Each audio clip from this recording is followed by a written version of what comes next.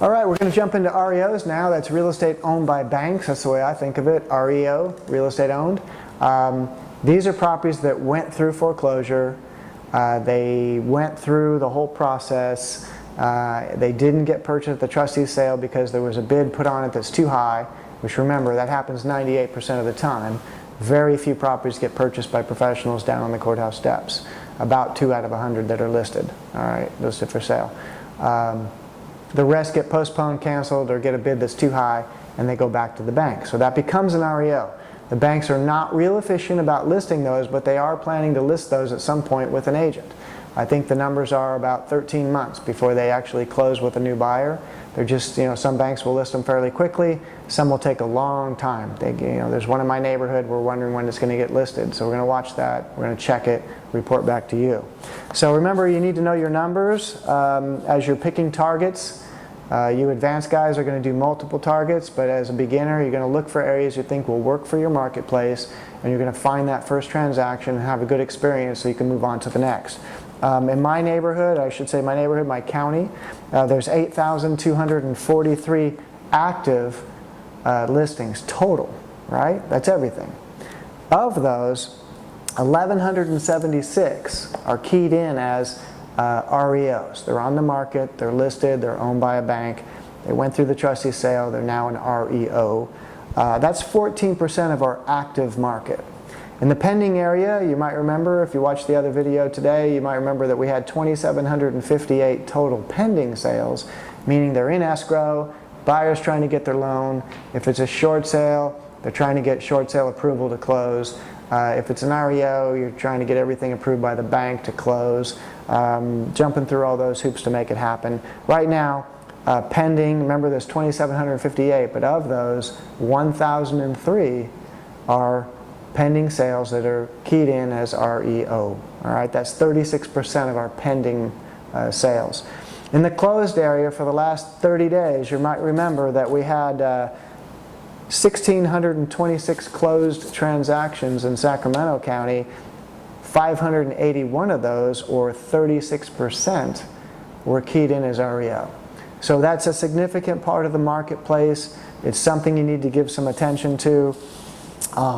There's many REO agents out there because in this day and age, a lot of agents can qualify online to become an REO agent. They take a few REO listings. There's a scoring system. If things go well, they'll get more listings. So right now, you're going to want to develop some kind of relationship with the agents. If you've already been talking to agents, you should have already asked them if they have any REOs. If you don't know any agents do REOs yet, try to find out in your town who does the most. The big teams, you're not going to get to talk to the agent too often, but you might get to talk to their teammates, their assistants, and find out if they have a list of cash buyers. Find out if you can get on that list. Often they'll already have things developed. If that's the case, move on to the smaller ones. Somebody with 10, 15, 20 listings that are REO, find out if you can put yourself on their list. They want to be notified when there's a property that requires cash. You can also, if you're already working with a realtor, have them key in a stored search that alerts them when a new REO comes on the market, especially if it needs cash. But they should be watching every REO in case they get listed low. Once in a while, they'll get listed lower than what you think you can do. Maybe the bank thought it was a little beat up, interpreted the comps a little different than you did. They send someone out to do what they call a BPO, a broker price opinion. Maybe for some reason that broker was tough on it. For some reason it was on a busier street, or it's something they didn't like about it. All right, and they gave it a lower value. The bank wanted to sell it. They listed it low. You look it over and think, my offer won't look so bad on that one, because sometimes the retail's here and they list it up there, and you need to buy it down here. Then your offer looks really bad. But once in a while they list them what you thought you could get. Maybe they list a little below that, and maybe the work isn't so much. So you can make an offer that doesn't look silly. All right. So watch for that. Build some contacts that can give you alerts when one comes on that you might be able to buy. I do think having the cash advantage, raising that money. Remember, it's important to have proof of that fund. So let's say you're working with a couple of key investors and they're willing to give you a bank letter or some other way of proving that the money is available. You're going to want to use that. All right. You want to submit with your offer the proof that you have the cash. You want to develop some sources. You know, in the 90s, I was fortunate enough to develop some good sources for REOs. I purchased 150 bank-owned properties from 93 to 96, about 50 properties per year. And once I got those relationships developed, those realtors called me. You know, I didn't have to call them. They were bringing us possible transactions almost every day or every other day. I remember one month I bought 7 in 1 month. For some of you, that would be a great year. You know, if you could buy 7 properties a year and make a nice profit on each one, it would add up to a significant amount of cash that will allow you to grow your business or do other things. All right? So think about that. If you can develop 10 agents that know you as a buyer, that would contact you when they think they have a good one for you, you would be getting contact fairly frequently and you would meet your objective for your goals. You see? That's how you'll do it. Interestingly enough, one of the reasons I got those 150 deals and the reason they kept coming back to me is I didn't do what I call beat them up after I got my offer accepted. It's a very common technique, especially among investors, to make an offer to get it accepted, knowing full well that they're going to do an inspection and they're going to beat them up, you know, take something off that price, try to, all right? I was known not to do that. When I say I, it wasn't just me. It was my brother, was my partner, and one other person, my mentor, so to speak, the only guy I thought in town that knew more than I did about this stuff. We teamed up and worked for about 6 years, I think it was, together, buying all these properties and working our way into the large apartment complexes, which basically set all of our families up with an income for life, all right? And remember, this whole training thing that I'm finally doing after all these years is all about helping you, all right? It has to be. It has to be a win-win. If this thing goes well, of course I win, but I already have a strong real estate practice, and remember, I didn't want to give that up. All right, I've been approached to teach many times. I'm doing it now because we can do it this style. We can do it over the internet. We can do it for near nothing per month to you. It's a very nominal fee, but yet it's hands-on real, and we're always going to be reporting what works. As I start to buy more REOs in my area, I'm going to let you know what's working, you know, which lenders are going for it, all that stuff. So we developed those relationships back then. We didn't beat them up on price after we got them accepted. You can choose any style you want, but I'm telling you that worked for me.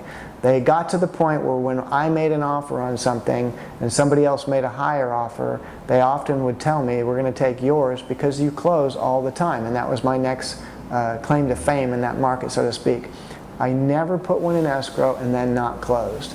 You'd be surprised how many of your competitors will put something in escrow. And I understand it. I put stuff in escrow before I raise the money sometimes, but I always raise the money, all right? I always found the money to close and close on time. There's folks out there that get themselves a little overextended. They thought they had the money, but that person they're working with doesn't have anymore, you know, and they don't get it closed. They back out of the transaction, and that bank and that realtor working with that bank perhaps doesn't call them the next month on another one, right?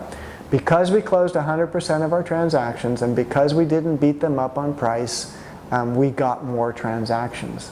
Remember, it all goes back to that win-win concept. You know, you're always going to see that throughout my whole program. That you're always open and honest with people.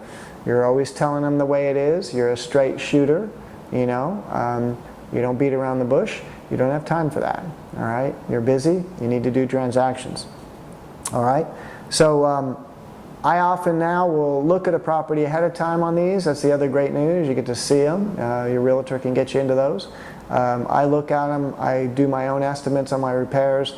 I come back here. I have a spreadsheet that I use. And when I make an offer, I can say no further inspections are needed. That's an indication to them that I'm not going to beat them up afterwards. Maybe there's 2 other offers, all subject to inspections, all subject to a 10-day or 17-day period for inspections. Mine's going to say, and often I'm going to remove the inspection contingency as I make the offer. There's going to be hundreds of little tricks to the trade. That's one of them. All right, there's going to be hundreds that we're going to give you in these videos. So watch for those and understand that that's what worked for me, probably will work for you. Always close on time so that you can get that next deal. Eventually, you're not hunting for deals anymore. You're now a real estate investor. You're now closing deals on a regular basis. You can focus on getting that product in top-notch shape at a reasonable cost, putting it on the market, I like to call that putting it on the shelf for sale at the best price and the best condition so that you can get a good buyer, do a win-win transaction on the outbound deal too. Give them a good transaction, get that thing done, and while you're doing that, instead of hunting for more deals, you've developed a source that will now call you. You develop several sources and you won't have any problem at all doing the volume of transactions that you need. Think about that. If you develop that REO area and they're coming to you on a regular basis and you're meeting your objective, it also gives you time to poke around at the other methods, see if any of those are starting to work in your marketplace, and you'll be off and running in other areas before other investors because you had the time to go and look. You had the time because you did it right. You did the transactions correctly. You closed on time. You didn't beat them up. You always do what you say you're going to do, and then it's less effort after a while. It takes a lot of effort to get this thing started. It takes less effort after everything's running well, and now you can improve in all your other areas, and you can develop new sources for business, and you can think about it, you can plan it, and you can grow. Once again, thanks for being a member. This is starting to get pretty exciting on this end. I hope it's getting exciting on your end. I'm looking forward to the next video. Thank you very much.